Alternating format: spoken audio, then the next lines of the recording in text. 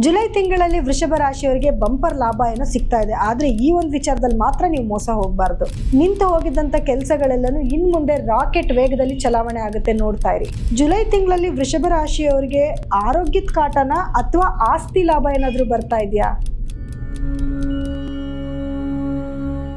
ಜ್ಞಾನಾನಂದಮಯಂ ದೇವಂ ನಿರ್ಮಲಂ ಸ್ಫಟಿಕಾಕೃತಿಂ ಆಧಾರಂ ಸರ್ವ ವಿದ್ಯಾನಂ ಹಯಗ್ರೀವ ಉಪಾಸ್ಮಹೆ. ನನ್ನ ಸಮಸ್ತ ಆರಾಧ್ಯಂ ಚಾನಲ್ ವೀಕ್ಷಕರೆಲ್ಲರಿಗೂ ಕೂಡ ವಿಭಾ ಶೆಟ್ಟಿ ಮಾಡುವ ನಮಸ್ಕಾರಗಳು.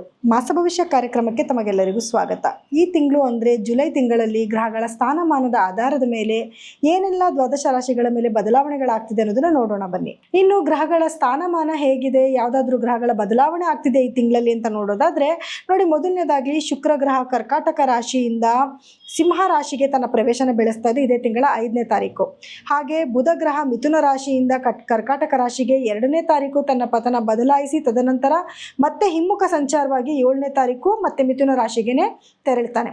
ಹಾಗೆ ಸೂರ್ಯ ಮಿಥುನ ರಾಶಿಯಿಂದ ಕರ್ಕಾಟಕ ರಾಶಿಗೆ 16ನೇ ತಾರೀಕು ತನ್ನ ಪತನ ಬದಲಾಯಿಸ್ತಾನೆ. ಇನ್ನು ಗ್ರಹಗಳ ಸ್ಥಾನಮಾನ ಹೇಗಿರುತ್ತೆ ಇನ್ನು ಉಳಿದ ಗ್ರಹಗಳು ಅಂತ ನೋಡೋಕೆ ಹೋದಾಗ, ರಾಹು ಗ್ರಹ ಏನು ಕುಂಭದಲ್ಲಿ ಸ್ಥಿತನಾಗಿದ್ದರೆ ಶನಿ ಗ್ರಹ ಮೀನದಲ್ಲಿ ಸ್ಥಿತನಾಗಿರ್ತಾನೆ ಮತ್ತು ತನ್ನ ವಕ್ರ ಸ್ಥಿತಿನೂ ಕೂಡ ಬದಲಾವಣೆ ಮಾಡ್ತಾನೆ. ಅಂದರೆ ಇವಾಗೇನು ನೇರ ಚಲನದಲ್ಲಿದ್ದಾನೆ ಇದೇ ತಿಂಗಳ 27ನೇ ತಾರೀಕು ವಕ್ರ ಸ್ಥಿತಿಗೆ ಅಂದರೆ ಹಿಮ್ಮುಖ ಸಂಚಾರವಾಗಿ ತನ್ನ ಪತನ ಬದಲಾಯಿಸ್ತಾನೆ. ಹಾಗೆ ಇನ್ನು ಕುಜಗ್ರಹ ವೃಷಭ ರಾಶಿನಲ್ಲಿದ್ದು ಮಿಥುನ ರಾಶಿನಲ್ಲಿ ಸೂರ್ಯ ಗ್ರಹ ಮತ್ತು ಬುಧ ಗ್ರಹಗಳಿರ್ತವೆ. ಮತ್ತು ಸೂರ್ಯ ಗ್ರಹ ಮತ್ತೆ ತನ್ನ ಪತನ ಬದಲಾಯಿಸ್ತಾನೆ. ಕಟಕ ರಾಶಿನಲ್ಲಿ ಗುರು ಮತ್ತು ಸೂರ್ಯ ಗ್ರಹದ ಸಂಯೋಗ ಆಗ್ತಿದ್ರೆ ಇನ್ನು ಸಿಂಹ ರಾಶಿನಲ್ಲಿ ಕೇತು ಮತ್ತು ಶುಕ್ರರ ಸಂಯೋಗ ಆಗ್ತಾ ಇದೆ. ಸೊ ಹಾಗಿದ್ರೆ ದ್ವಾದಶ ರಾಶಿಗಳ ಮೇಲೆ ಏನೆಲ್ಲ ಪ್ರಭಾವ ಬೀರುತ್ತೆ ಇದರಿಂದ ಅನ್ನೋದನ್ನ ನೋಡೋಣ ಬನ್ನಿ. ವೃಷಭ ರಾಶಿಯವರಿಗೆ ನೋಡಿ ತುಂಬಾ ಅದ್ಭುತವಾದ ಒಂದು ಸಮಯ ಬಂದಿದೆ. ಸೊ ಜುಲೈ ತಿಂಗಳಲ್ಲಿ ಇನ್ನೂ ಅತ್ಯದ್ಭುತವಾದ ಒಂದು ಸಮಯ. ಯಾಕಂದ್ರೆ ಇಷ್ಟು ದಿವಸಗಳ ಕಾಲ ಕುಜಗ್ರಹ 12ನೇ ಮನೇಲಿ ಸಂಚಾರ ಮಾಡ್ತಿದ್ದಾಗ ಕೆಲವೊಂದು ಸಣ್ಣ ಪುಟ್ಟ ಸಮಸ್ಯೆಗಳನ್ನ ಎದುರಿಸ್ತಾ ಇದ್ರಿ. ಆದರೆ ಈಗ ಆ ಥರ ಅಲ್ಲ. 12ನೇ ಮನೇಲಿದ್ದಂಥ ಕುಜಗ್ರಹ ಲಗ್ನಕ್ಕೆ ಬಂದಿರೋದ್ರಿಂದ ಖಂಡಿತವಾಗ್ಲೂ ನಿಮಗೆ ಆಸ್ತಿ ಲಾಭ ಅಂತೂ ಇದ್ದೇ ಇರುತ್ತೆ. 4ನೇ ಮನೆಯಲ್ಲಿ ಕೇತು ಸಂಚಾರ ಮಾಡ್ತಾ ಇರೋದ್ರಿಂದ ಸ್ವಲ್ಪ ಏನಾದರೂ ಸಮಸ್ಯೆಗಳು ಬರ್ಬೋದು ಅನ್ನೋದು ಇಷ್ಟು ದಿವಸ ಶಂಕೆ ಇತ್ತು. ಆದರೆ ಏನು ಭೂಮಿಕಾರಕನಾಗಿರುವಂಥ ಕುಜಗ್ರಹನೇ ನಿಮ್ಮ ಲಗ್ನಕ್ಕೆ ಸಂಚಾರ ಮಾಡ್ತಾ ಇರೋದ್ರಿಂದ ನೀವೇನಾದರೂ ಇವಾಗ ಸ್ವಲ್ಪ ಪ್ರಯತ್ನ ಪಟ್ಟರು ಕೂಡ ನೀವು ಯಾವುದಾದ್ರೂ ಒಂದು ಜಾಗ ತಗೋಬೇಕು, ಮನೆ ತಗೋಬೇಕು, ಏನಾದರೂ ಭೂಮಿಗೆ ಸಂಬಂಧಪಟ್ಟಿದ್ದ ವ್ಯವಹಾರ ಮಾಡ್ತಿದ್ದೀರಾ ಅಂದರೆ ಖಂಡಿತವಾಗ್ಲೂ ಅದರಲ್ಲಿ ಸಕ್ಸಸ್ನ ನೋಡಬಹುದು. ಆದರೆ ಕುಜ ಲಗ್ನದಲ್ಲೇ ಇರೋದ್ರಿಂದ ಸ್ವಲ್ಪ ಆ ಥರದ ನಿರ್ಧಾರಗಳನ್ನ ತೊಗೊಂಡ್ಬಿಡ್ತೀರಾ. ಅದೊಂದನ್ನು ಸ್ವಲ್ಪ ಕಡಿವಾಣ ಹಾಕೋಬೇಕು. ಗಾಡಿಗಳ ಚಲಾವಣೆ ಅಂದರೆ ಕಾರು ಬೈಕು ಓಡಿಸ್ಬೇಕಾದ್ರೆ ಸ್ಪೀಡ್ ಕಂಟ್ರೋಲಲ್ಲಿ ಇರಬೇಕು. ಇಲ್ಲ ಅಂದರೆ ಆಕ್ಸಿಡೆಂಟ್ಗಳಾಗುವಂಥ ಚಾನ್ಸಸ್ ಇರುತ್ತೆ. ಇದು ಒಂದೇ ಮೇಜರ್ ಡಿಫಾಲ್ಟ್ ಅಂತ ಇರೋವಂಥದ್ದು. ಅದು ಬಿಟ್ಟರೆ 11ನೇ ಮನೇಲಿ ಕುತ್ಕೊಂಡಿರುವಂಥ ಶನಿ ಗ್ರಹದ ಒಂದು ಏನು ದೃಷ್ಟಿಯಿಂದ ಖಂಡಿತವಾಗ್ಲೂ ನಿಮಗೆ ಒಳ್ಳೆ ಲಾಭ ಬರ್ತಾ ಇದೆ. ಅದ್ರ ಜೊತೆಗೆ ಗುರು ದೃಷ್ಟಿನೂ ಸೇರ್ಕೊಂಡಿದೆ. ಇನ್ನಷ್ಟು ಲಾಭನೂ ಕೂಡ ಪಡಿತೀರಾ. ಇನ್ನು 2ನೇ ಮನೆಯಲ್ಲಿ ಸೂರ್ಯ ಮತ್ತು ಬುಧರ ಒಂದು ಸಂಯೋಗ ಕೂಡ ಇದೆ. ಆದರೆ ಬುಧ ಕಂಬಸ್ಟ್ ಆಗೋದ್ರಿಂದ ಎಲ್ಲರ ಜೀವನದಲ್ಲೂ ಕೂಡ ಏನು ವ್ಯಾಪಾರದಲ್ಲಿ ಸ್ವಲ್ಪ ಏರುಪೇರುಗಳು ಆಗ್ತಾ ಇರುತ್ತೆ. ಯಾಕಂದರೆ ಬುಧ ಏನು ಮಿಥುನ ರಾಶಿಗೆ ಕಟಕ ರಾಶಿಗೆ ತನ್ನ ಪ್ರವೇಶನ ಬೆಳೆಸಿ ಮತ್ತೆ ಹಿಂದೆಗಡೆಗೆ ಬರೋದ್ರಿಂದ ಸ್ವಲ್ಪ ವೇರಿಯೇಷನ್ಸ್ ಕೂಡ ಆಗ್ತಾ ಇರುತ್ತೆ. ಸೊ ಬಿಸ್ನೆಸ್ಸಲ್ಲಿ ಸ್ವಲ್ಪ ವೇರಿಯೇಷನ್ಸ್ ಆಗೋದು ಕಾಮನ್ ಆಗಿಬಿಟ್ಟಿರುತ್ತೆ. ಯಾಕಂದರೆ ನಿಮಗೆ 2ನೇ ಮನೆ ಅಧಿಪತಿ ಆಗಿರೋದ್ರಿಂದ ಸ್ವಲ್ಪ ನಿಮಗೂ ಆದರೂ ಒಂದು ಬಿಸಿ ತಟ್ಟುತ್ತೆ. ಜೊತೆಗೆ ಸೂರ್ಯ 15ನೇ ತಾರೀಕು 2ನೇ ಮನೆಯಿಂದ 3ನೇ ಮನೆಗೂ ತನ್ನ ಸಂಚಾರನ ಬೆಳೆಸ್ತಾನೆ. ಸ್ವಲ್ಪ ಧೈರ್ಯ ಜಾಸ್ತಿ ಬರುತ್ತೆ. ಈಗ ಆಲ್ರೆಡಿ ನಿಮಗೆ ಹಣಕಾಸಿನ ಅಭಿವೃದ್ಧಿ ತುಂಬ ಚೆನ್ನಾಗಿರುತ್ತೆ. ಗೌರ್ಮೆಂಟ್ ಕಡೆಯಿಂದ ಆಗಬೇಕಾಗಿರುವಂಥ ಕೆಲಸಗಳು ಚೆನ್ನಾಗಾಗುತ್ತೆ. ಜೊತೆಗೆ ನಿಮ್ಗೇನಾದರೂ ತುಂಬ ದಿವಸಗಳಿಂದ ಯಾವ್ದಾರ ದೊಡ್ಡ ವ್ಯಕ್ತಿಗಳದ್ದು ಸೈನ್ ಆಗಬೇಕಾಗಿತ್ತು ಅಥವಾ ರಾಜಕೀಯ ವ್ಯಕ್ತಿಗಳಿಂದ ಏನಾದರೂ ಕೆಲಸಗಳಾಗಬೇಕಾಗಿತ್ತು, ಎಲ್ಲ ಕೆಲಸಗಳನ್ನು ಕೂಡ ಸುಸೂತ್ರವಾಗಿ ನಡೀತಾ ಹೋಗುತ್ತೆ. 3ನೇ ಮನೆಗೆ ಸೂರ್ಯ ಬಂದಾಗ ಇನ್ನೊಂದಷ್ಟು ಧೈರ್ಯ ಜಾಸ್ತಿ ಆಗುತ್ತೆ. ಸ್ವಲ್ಪ ರಾಜಕಾರಣಿಗಳು ಫ್ರೆಂಡ್ಸ್ ಆಗುವಂಥದ್ದು ಅಥವಾ ಗೌರ್ಮೆಂಟಿಗೆ ಸಂಬಂಧಪಟ್ಟಿರುವಂಥ ದೊಡ್ಡ ಅಧಿಕಾರಿಗಳು ಸ್ವಲ್ಪ ಸ್ನೇಹಿತರಾಗುವಂಥದ್ದು, ಇದೆಲ್ಲನೂ ಕೂಡ ನಿಮ್ಮ ಜೀವನದಲ್ಲಿ ನಡೀತಾ ಹೋಗುತ್ತೆ.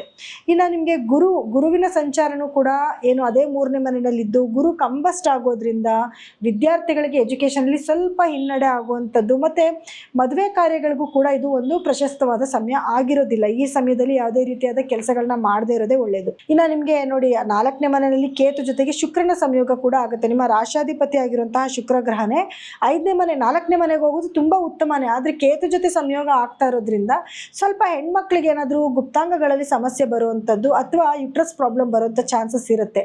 ಸೊ ಹಾಗಾಗಿ ಆ ಥರದ್ದೇನೋ ಸಮಸ್ಯೆಗಳು ಬಂದರೆ ಮೊದಲೇ ಅದನ್ನು ಪ್ರಿಕಾಷನ್ ತೊಗೊಂಡು ಯಾವುದೇ ರೀತಿಯ ಮೇಜರ್ ಪ್ರಾಬ್ಲಮ್ಗಳಾಗದೇ ಇರೋ ಥರ ನೋಡ್ಕೊಳ್ಳೋದು ಒಳ್ಳೆಯದು.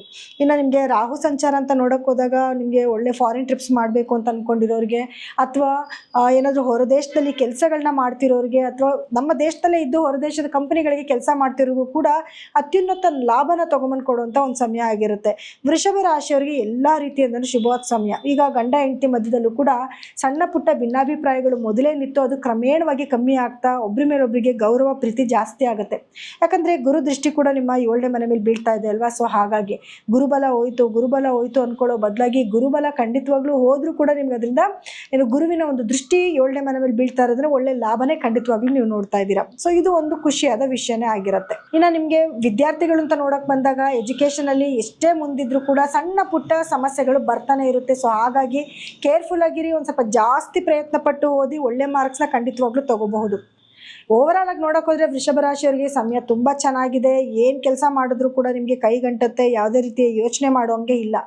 ಪರಿಹಾರ ಸಣ್ಣ ಪುಟ್ಟ ಸಮಸ್ಯೆಗಳಿದೆ ಅಂತ ನಾನು ಹೇಳಿದೆ ಅಲ್ವಾ. ಪರಿಹಾರ ಏನು ಮಾಡ್ಕೋಬೇಕು ಅಂತ ನೋಡಿದ್ರೆ ನೋಡಿ, ಮೊದಲನೇದಾಗಿ ನಿಮ್ಮ ರಾಶ್ಯಾಧಿಪತಿ ಶುಕ್ರ ಗ್ರಹದ ಒಂದು ಆರಾಧನೆ ಮಾಡ್ಕೊಳ್ಳೋದು. ಅಂದರೆ ಪ್ರತಿ ದಿನವೂ ಕೂಡ ಲಲಿತ ಸಹಸ್ರನಾಮ ಹಾಗೂ ಲಕ್ಷ್ಮಿಯ ಅಷ್ಟೋತ್ರಗಳನ್ನ ಕೇಳುವಂಥದ್ದು, ಅಥವಾ ಕನಕದಾರ ಸ್ತೋತ್ರ ಕೇಳುವಂಥದ್ದು. ಇದನ್ನು ಕೂಡ ಏನಾಗುತ್ತೆ, ನಿಮಗೆ ಶುಕ್ರ ಆಕ್ಟಿವೇಟ್ ಆಗ್ತಾನೆ, ಲಕ್ಷ್ಮಿಯ ಒಂದು ಅನುಗ್ರಹ ಚೆನ್ನಾಗಾಗತ್ತೆ. ಇನ್ನು ಬುಧ, ನಾರಾಯಣನ ಆರಾಧನೆ ಜಾಸ್ತಿ ಮಾಡ್ಕೊಳ್ಳೋದು, ವಿಷ್ಣುವಿನ ದೇವಸ್ಥಾನಗಳಿಗೆ ಹೋಗುವಂಥದ್ದು, ಅಥವಾ ವಿಷ್ಣು ಸಹಸ್ರನಾಮ ಕೇಳುವಂಥದ್ದು. ಮನೆಯಲ್ಲೇ ಇದ್ಕೊಂಡು ವಿಷ್ಣು ಸಹಸ್ರನಾಮ ಕೇಳಿದ್ರು ಕೂಡ ನಿಮ್ಮ ಎಲ್ಲ ಸಮಸ್ಯೆಗಳಿಗೂ ಕೂಡ ಪರಿಹಾರ ಸಿಗುತ್ತೆ.